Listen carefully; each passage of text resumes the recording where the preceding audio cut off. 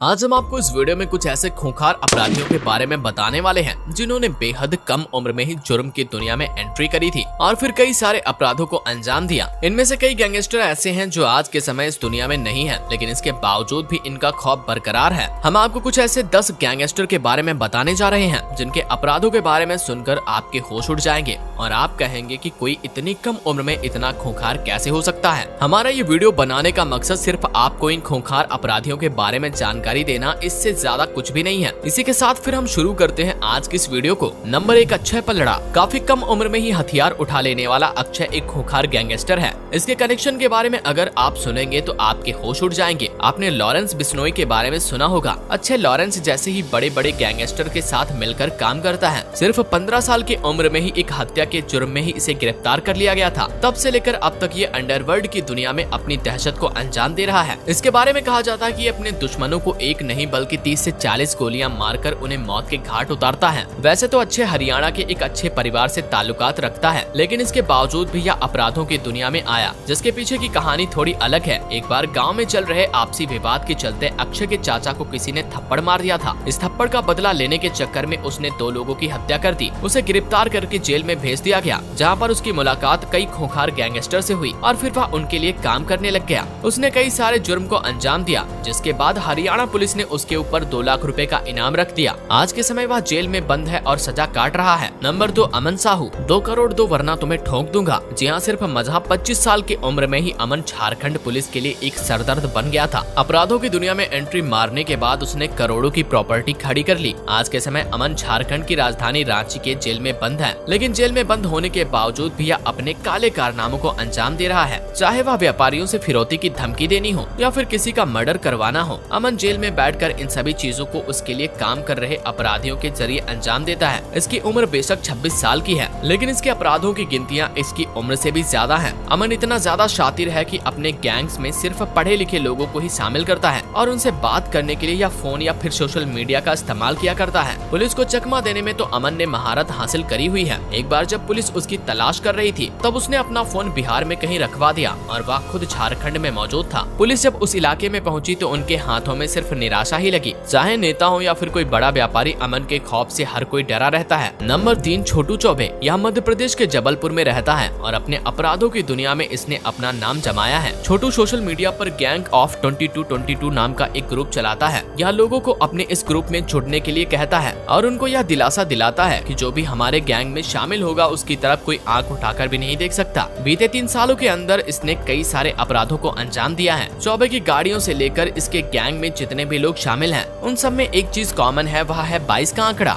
इसके साथ काम कर रहे पर्सनल लोगों के मोबाइल नंबर में 22 का आंकड़ा जरूर होता है। इसकी दुश्मनी इसके विरोधी गैंग विजय यादव गैंग से चल रही है। छोटू के ऊपर 10,000 का इनाम भी रखा हुआ है। बीते 1 साल के अंदर इसने शहर के अंदर कई कांड किए हैं, लेकिन फिर भी पुलिस इसे अब तक पकड़ नहीं पाई है। नंबर 4, हेमंत बाड़िया। हेमंत उज्जैन का रहने वाला है और बेहद कम उम्र में ही अपराध की दुनिया में एंट्री कर ली थी। उज्जैन में मौजूद मोस्ट वांटेड गैंगस्टर दुर्लभ कश्यप का यह खास है, जो हेमंत आज के समय जेल में बंद है। बेहद ही कम उम्र में हेमंत ने कई सारे अपराधों को अंजाम दिया, जिसमें हत्या, लूट और फिरौती जैसे कई संगीन अपराध शामिल हैं। उज्जैन के पूर्व एसपी सचिन अतुलकर के चलाए गए पवित्र सर्च ऑपरेशन के दौरान हेमंत काफी डर गया था और उसे अपने एनकाउंटर का डर सताने लगा। उसने फिर अपने आप को कोर्ट में जाकर सरेंडर कर दिया। तब से लेकर आज तक वह जेल में ही बंद है, लेकिन जेल में रहकर भी वह सोशल मीडिया पर काफी एक्टिव रहता है और दुर्लभ कश्यप से जुड़े अपराधों में उसका नाम अक्सर आता रहता है। नंबर 5, सूखा गुज्जर। अक्टूबर 2021 में एक पुलिस एनकाउंटर के दौरान सूखा की मौत हो गई थी। यह राजस्थान का रहने वाला है और बेहद कम उम्र में ही इसने अपराधों की दुनिया में एंट्री करी थी। मौत से पहले इसने कई सारे जुर्म को अंजाम दिया था।